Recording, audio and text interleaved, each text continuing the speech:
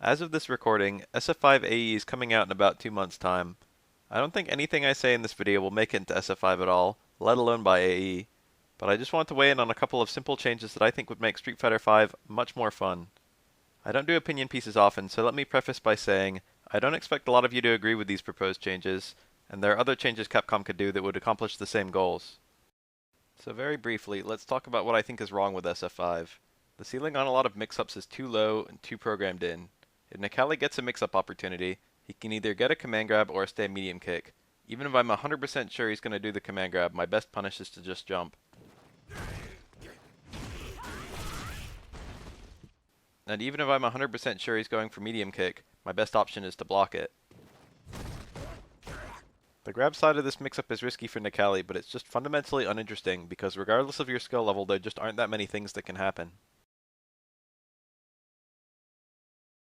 What I think SF5 needs is additional things that can happen with their own unique pros and cons, so that Necalli still has an advantageous mix-up but has to think more about what he wants to expect, and I have something else I can do to be less helpless. At its core, SF5 really needs a third outcome for its mix-ups. So I've come up with one, which I think is relatively easy to add, easy to understand, and promotes more thinking from both players while nerfing the overwhelming offense. I only have 2 changes, and the first is very simple and necessary for the second. First, I would make attacks that inflict air resets leave the 2 characters further apart. This would include anti-air normals and air-to-air normals. In SF5, you're left very close to the opponent after a successful air-to-air, and you often land within a few frames of each other, making intense scramble situations.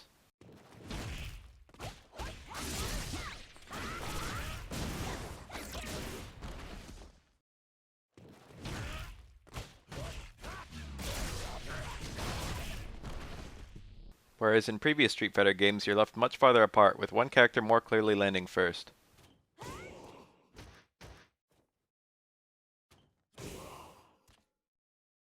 The fact that air resets are so stationary in SF5 is what allows for anti-air jabs leading to semi-ambiguous cross-ups.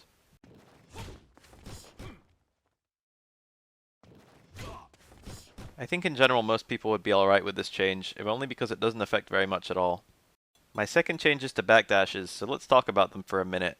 In Street Fighter IV, backdashes were fully invincible from the first frame onward. Once they stopped being invincible, they were airborne. And once the airborne frames wore out, you could either be punished on the ground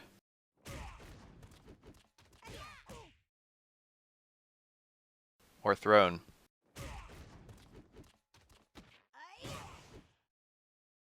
This universal invincibility was a necessary balancing mechanic because of level 3 focus attacks. Otherwise, situations like this would be inescapable for certain characters.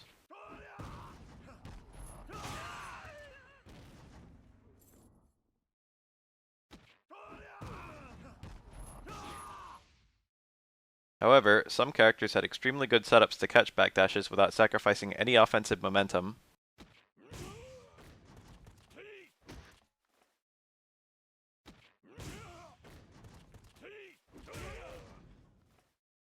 Some characters had a significant portion of their mix-up killed by backdashes and had to specifically bait and punish them.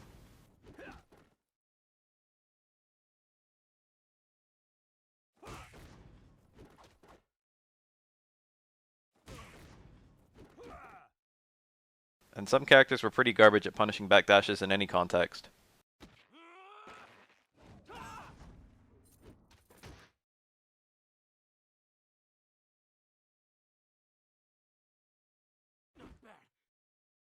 Option selects that caught backdashes allowed for easy set play, while backdashes were in general easy to do and hard to punish for beginners. So here's a little graph of how backdashes worked. Pause if you need to look at it longer. So, people complained a lot, and backdashes were nerfed a lot. In Street Fighter V, when you do a reversal backdash, you first got some startup frames where you're grounded and only invincible to throws, not hits. Then, you've got some airborne frames where you're automatically counter-hit. Finally, you've got some grounded frames where you can't block yet and can now be thrown, but you're no longer counter-hit. Here's another graph, now including Street Fighter V backdashes. As you can see comparing the two, This is astronomically worse. Backdashes aren't fully useless, they can still be used to evade throws, or even punish throws if you're cornered.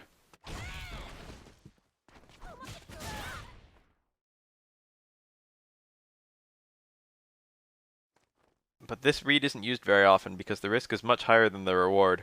You could just be opening yourself up to pressure the opponent was going to do anyway. People frequently complain about a lack of defensive options in SF5, and here's how I think you could easily add one without disrupting the core mix-up of the game, but instead making it deeper. So for my second change, I would remove backdashes in favor of a sort of back jump. First, I'd make all backdashes go dramatically further back. If you're point blank, I want them to leave you about here instead of here. Then I would make all backdashes airborne from the first frame until the last frame, with the opponent regaining the ability to block and becoming grounded at the same time as soon as the backdash ends. I think this would tie a lot of the systems of the game together very nicely, so bear with me for a second as I explain myself. If I'm certain the opponent is going to go for a meaty normal, I can just block. And if I'm certain the opponent is going to throw me, I can take the throw.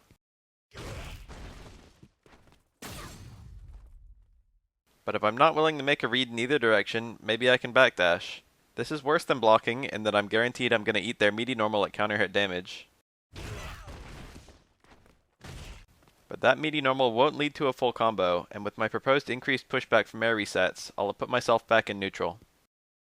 If the opponent throws, I'm still out of the mix-up, but I'll have given up more ground than if I had simply teched. So this is sort of a halfway option, technically worse than either side, but allowing you to avoid getting counter hit if you tech, or getting thrown if you just block. And what if I'm the attacker? If I want to go for my meaty normal and they backdash, I get some damage in screen position, so I'm happy. If I want to just go for meaty throw, I get some ground, so I'm alright. But if I bait and watch for the backdash, I can sweep it.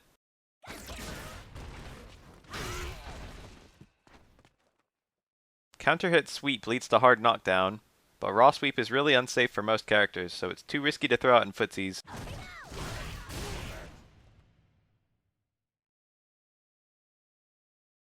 And you've got much better things to do during punishes.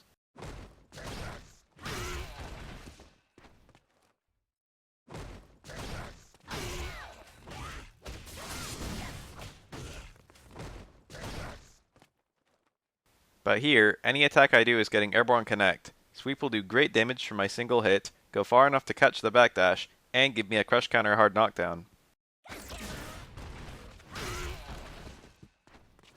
This puts the opponent right back in the same position, but minus 100 life and closer to the corner. And if my character has some setup off of a crush counter sweep, suddenly I can go for it.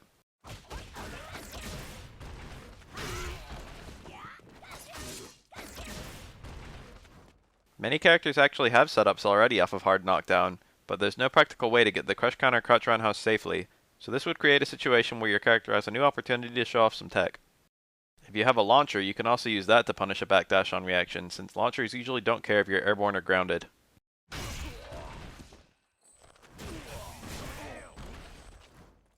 Many crush counter normals also launch on airborne connect, giving you good damage on a backdash read.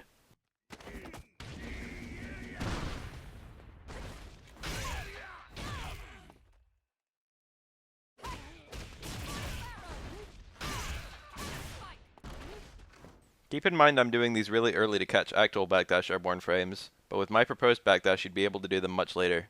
That being said, crush counters like Balrog and Birdie stay around a house would be insanely strong meaties still, but I think normals like these probably shouldn't be crush counters in the first place. And these kinds of punishes would be optimal since you'd only stop being airborne as you recover. Nikali or Ibuki wouldn't be able to stay medium kick you into full combo at the end of your backdash. They'd either hit you midair, or you could block on the ground.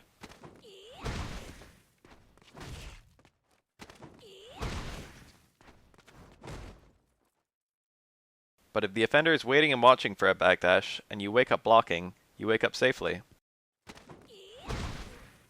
So if the opponent is trying to make an offensive read, they're also sacrificing guaranteed white damage and pressure from their meaty normals. The whole situation is also protected from option selects. Since the defender is getting hit, there's no way to OS a sweep inside a safe jump or a crouch jab. Mashing backdash during block strings would end up being really similar. You'd guarantee you'd eat the second hit of any frame trap as a counter hit, but you'd potentially escape. This wouldn't change much at all, although it might nerf normal into command grab sequences from grapplers. I should mention now that I want my backdash to be too long duration to punish command grabs, so you'd escape them only. If you wanted to punish a command grab, you'd have to jump.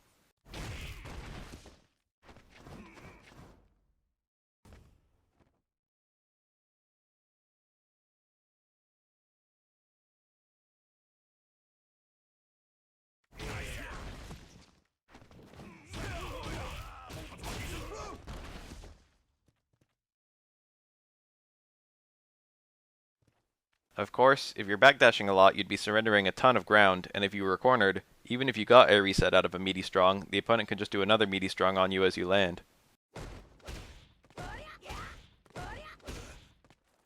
So this would tend to corner you, and it wouldn't help very much at all against existing corner pressure. It would only help against mid-screen pressure. I've made a chart summing up the entire mix-up. Note that the offender pretty much never takes damage from any of these situations, so there's no risk at all to pursuing the okizeme mix-up. He just has to be more accurate in order to get good damage, so it gives defenders an additional defense and makes matches longer and decided by fewer single instances. Now here's the chart again, but I've color-coded it to show who's winning where.